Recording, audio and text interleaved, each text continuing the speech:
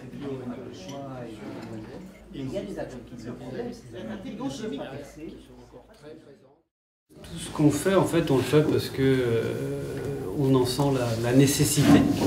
Et donc c'est plus chaque jour qui se suit très facilement. Quand on me demande parfois, mais comment est-ce que tu choisis tes sujets? Très souvent, je ne les choisis pas, ils viennent à moi. Rien qu'en écoutant Valérie, en écoutant Lilian tout à l'heure, on le voit, les sujets ils sont là, il y a tellement de choses à faire et tellement de choses dont on doit parler. En réalité, la seule chose qui nous manque, c'est le temps, parce qu'on est toujours à courir tellement il y a de choses à faire. Donc nous, effectivement, on est une association, on fait partie de ces associations qui sont là, on n'est qu'une parmi tant d'autres, et elles pourraient toutes être là aujourd'hui. Notre rôle dans ce grand réseau associatif, c'est de défendre la santé naturelle. Donc c'est à la fois par l'information, on en a parlé un petit peu tout à l'heure, l'information c'est très important parce que vous le savez, il y a une bataille de l'information qui est en train de se jouer, qui est majeure, évidemment, et c'est là où vous avez un rôle si important. Évidemment, les grands groupes ont un avantage de taille, mais quand même, en diffusant des informations précises, documentées, on arrive à faire bouger les choses. J'ai appris encore hier que, par exemple, nous on travaille beaucoup sur les vaccins en ce moment. Il y a tout un travail qui est en train de se monter par rapport à la position du gouvernement de vouloir faire passer l'obligation vaccinale à 11 vaccins. C'est quelque chose qui touche tous les gouvernements, comme par hasard. Tous les gouvernements européens se sont positionnés sur les 6 derniers mois sur la question de l'obligation vaccinale. Alors les Suédois ont refusé, mais Angela Merkel s'est positionnée. Mais donc, comme le dit Maxence Layet, l'assistant de Michel Rivasi, on ne va pas nous faire croire qu'il n'y a pas une concertation, évidemment. Si tous les pays se positionnent au même moment, c'est que derrière, il y a des gens qui ont structuré des plans, qui ont mis en place une couverture vaccinale obligatoire à atteindre pour tout le monde. Et alors l'information que j'ai apprise hier, c'est qu'en fait le virus de la rougeole, alors je parle sous votre contrôle, mais, serait véhiculé autant par les personnes vaccinées que non vaccinées. Et c'est une information qui a été présentée à un congrès d'épidémiologistes en septembre dernier, qui va avoir lieu à Amiens, il me semble.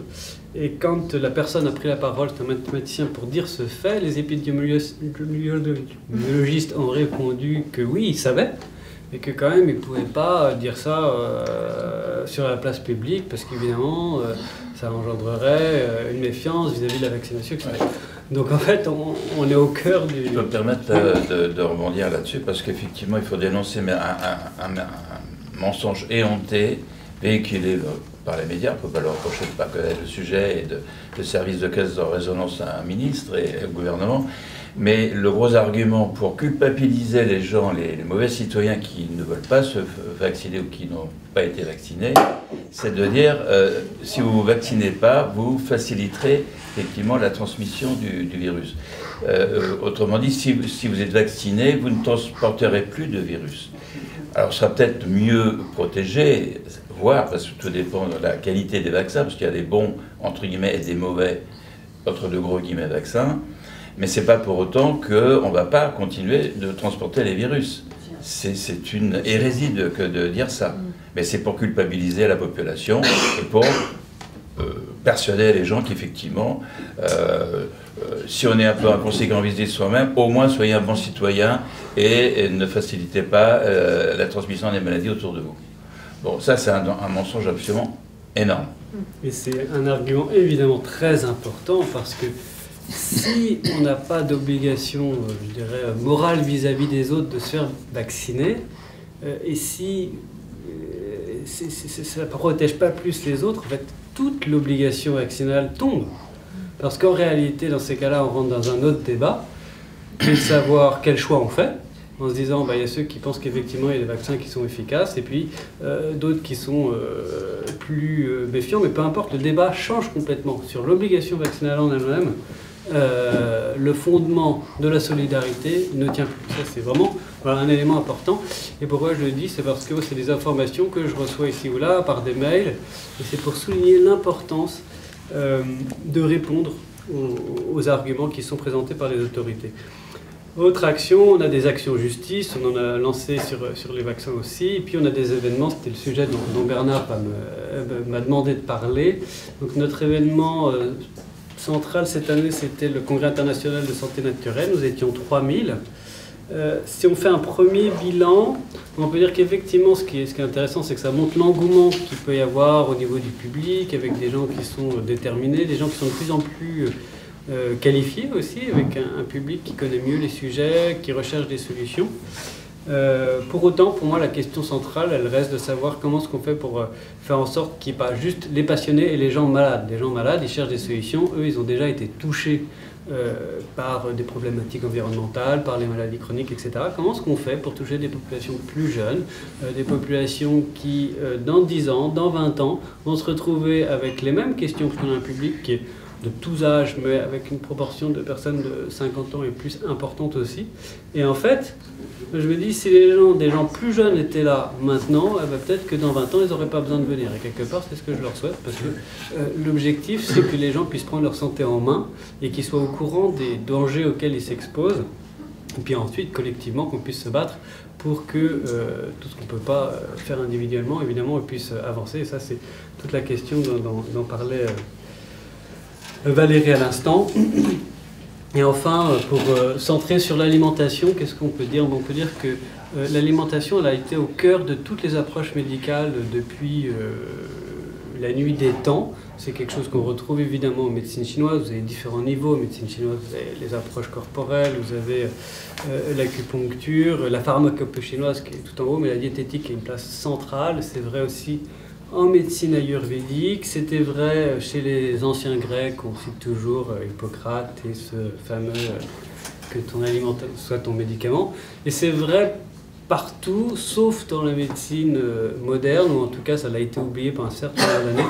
C'est en train de revenir, mais alors il a fallu qu'on sorte des études extrêmement précises, etc., pour en revenir à ce que les médecins disaient depuis finalement des siècles et des siècles. On parle beaucoup de microbiote à l'heure actuelle.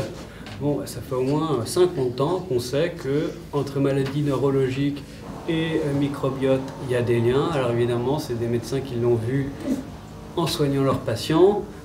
C'était une intuition, mais il a fallu qu'on voit les bactéries, qu'on aille très très précisément, qu'on lance des études un peu partout dans le monde pour en arriver finalement à l'évidence des thérapeutes.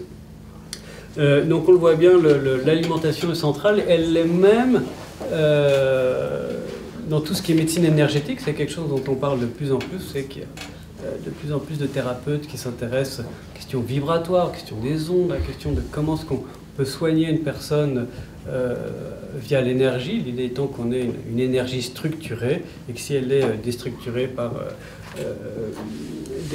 des agressions, il y a un travail de thérapeute à faire pour retrouver un équilibre. Et en fait, on voit qu'au niveau des aliments bio, il va avoir des taux vibratoires plus élevés. On le voit maintenant à travers le travail d'imagerie, c'est ce qu'on appelle l'effet Killian. On peut comparer la vitalité d'aliments bio, par exemple, par rapport à la vitalité d'aliments qui ne le sont pas. Donc on sait effectivement que les aliments bio sont beaucoup plus vivants. Ça paraît logique, mais c'est bon toujours de le redire. Puis quand on voit les images, c'est très très parlant. Alors pour en revenir à tout ce que fait Consommateurs Pas Cobayes, un travail absolument formidable pour mobiliser les foules sur ce sujet.